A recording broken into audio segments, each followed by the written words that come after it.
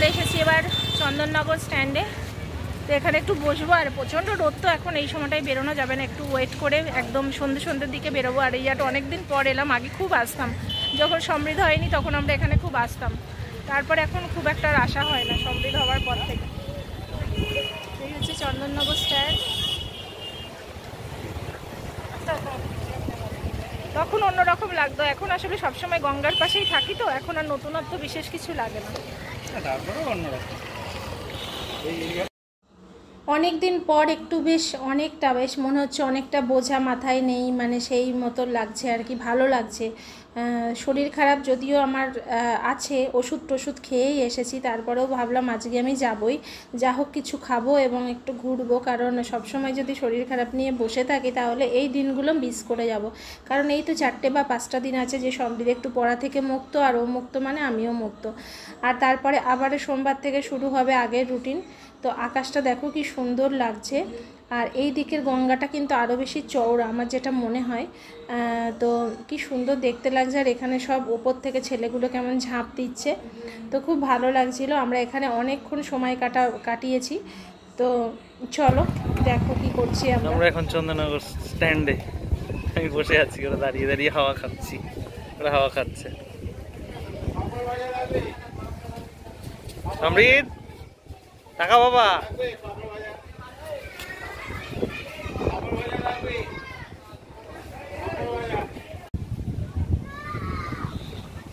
এই ওপর থেকে সব লাভ কাটছে, সব নিচে জলে স্নান করছে। এখানে জলটা দেখো খুব সুন্দর আসছে।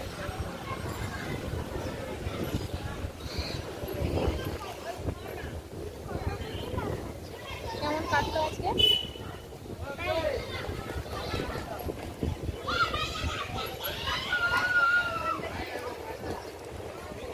বিকেলের পর থেকে এই জায়গাটা পুরো মেলা বসে যায়, এত মানুষজন আসে, সব খাবারের স্টলগুলো সব বসে যায় রাস্তার উপরে, খুব ভালো লাগে দেখতে। প্রতিদিনই ঘুরতে গেলে এখানে মেলা বসে।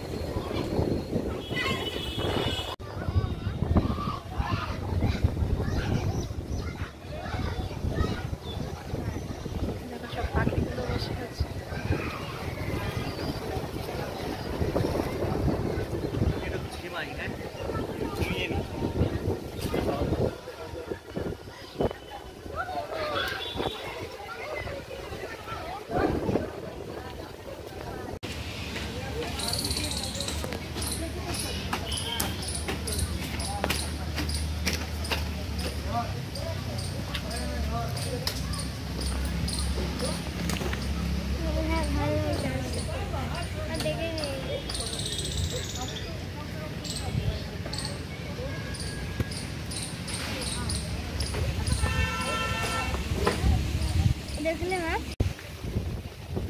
এটা কদম ফুল গাছ।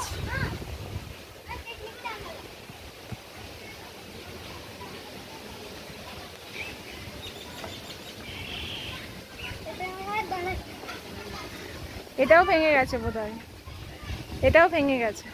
কাজ করছে না, এটা গোল গোল ঘুরবে আর আমি এবার লতা কুতি খাবো।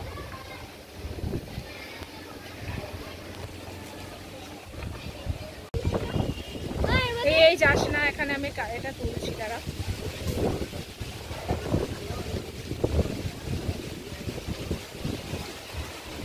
উঠিস না, সাপ ফাপ থাকতে পারে।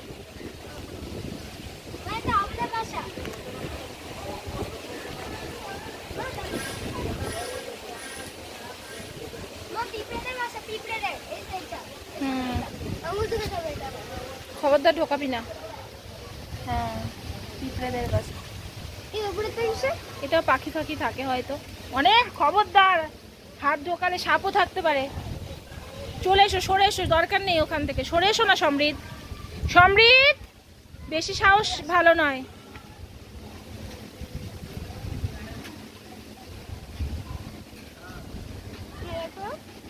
চলো, এটা দেখো এই ডালটা কেমন বেরিয়ে এসছে। সমৃদ্ধ এটা ঝোল দেখি, ডালটা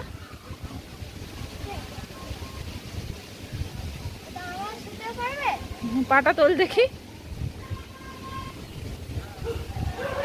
মনে হচ্ছে না। হ্যাঁ, আরে এত মনে হচ্ছে না। দেখি দেখি পারিস কিনা। আবার ঝোল পাটা তুলে দে, ওপরে পাটা উঁচু করে দে।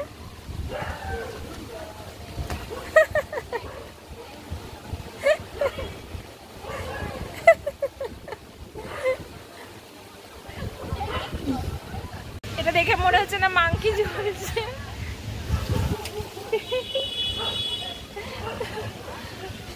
অনেকটা নিচু, মানে পুরো একদম চলেই আসছে। কি প্রচুর ঝুল আছে তাতে।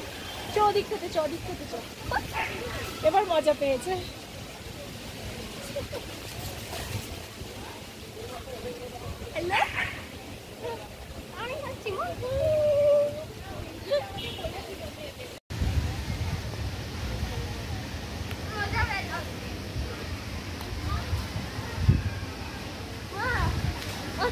ডালির কানি থাকে করলাম না।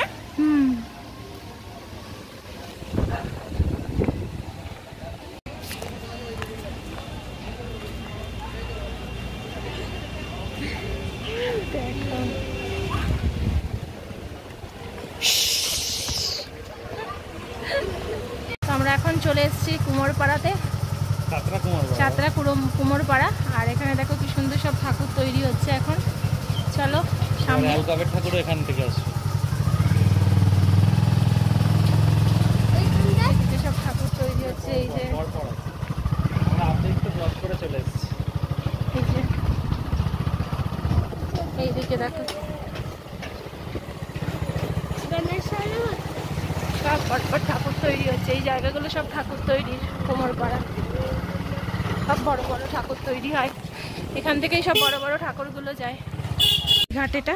আর গড়গড়ি ঘাটের থেকে গঙ্গাটা কি লাগছে দেখো একবার, পুরো হাওয়া দিচ্ছে আর হাওয়াতে পুরো একটা মাতাল মাতাল অবস্থা। গঙ্গার দিকে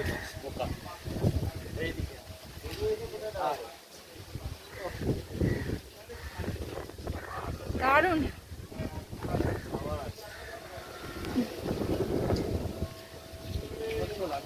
এখান থেকে অ্যালকাপ দেখা যাচ্ছে, ওই যে অ্যালকাপ, অ্যালকাপ দেখা যাচ্ছে, এই যে অ্যালকাপ।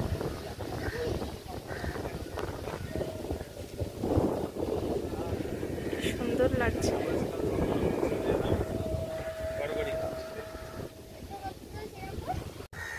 কেমন লাগছে?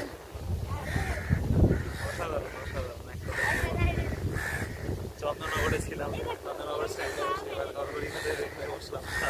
চাতরা শ্রীরামপুরে ঢুকে গেছি আমরা। শ্রীরামপুরে পুরোনো একদম অপোজিটে আছে। আমরা থাকি মাহেশে, আর এটা ঠিক অপোজিট চাতরা, তাই তো? এটা হচ্ছে শ্রীরামপুরের একটা দিকে শেষ প্রান্ত, আর আমরা থাকি শ্রীরামপুরের আরেকটা দিকে শেষ প্রান্ত। এখান থেকে অ্যালকাপ দেখা যাচ্ছে। এখান থেকে অ্যালকাপ তোমাদের দেখালাম, দেখা যাচ্ছে। ও সেখানে আমরা দুর্গাপুজো দেখতে আসি প্রতিবার। এটা ওই শ্রীরামপুরের উত্তর কলকাতার মতো, মানে পুরনো কলকাতাটাই। এইদিকে একটু বাড়ি ঘরগুলো বেশি, পুরনো বাড়িগুলো, বনেদি এরিয়া, ভালো জায়গা। পুরনো বাড়িগুলো এই সাইডটাতে বেশি। আগে ফ্ল্যাট, এখন অনেক ফ্ল্যাটটাও উঠে যাচ্ছে। আগে পুরনো বাড়িতে বেশিতে ছিল, এখন অনেক ফ্ল্যাটও উঠে গেছে।